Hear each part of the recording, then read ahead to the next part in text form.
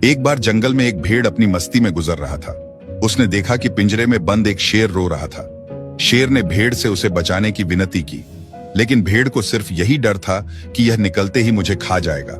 लेकिन शेर ने कसम खा ली कि मैं तुझे नहीं खाऊंगा। फिर काफी समय सोचने के बाद भेड़ ने रहम दिखाते हुए शेर का पिंजरा खोल दिया।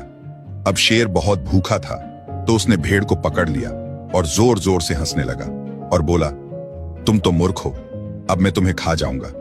तभी उधर से जंगल के बाकी जानवर भी गुजर पड़े और सबने जानना चाहा कि आखिर हुआ क्या है। शेर और भेड़ दोनों ने अपनी अपनी कहानी बताई, लेकिन डर के कारण सभी जानवरों ने सिर्फ शेर का ही पक्ष लिया, सिवाय कछुए के, जो यह बोला कि मैं नहीं मानता इस कहानी को, और ऐसा कोई पिंजरा है ही नहीं। तो शेर ने पिंजरे की तरफ इशारा करते हुए कहा, मूर्ख अंधा है, क्या तुझे पिंजरा नहीं दिख रहा?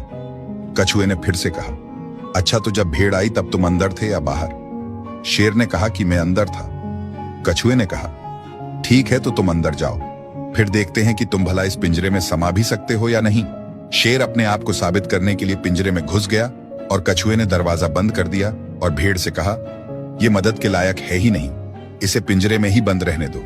दोस्तों, इस कहानी से हमें क्या सीख मिलती है, हमें कमेंट में जरूर बताएं।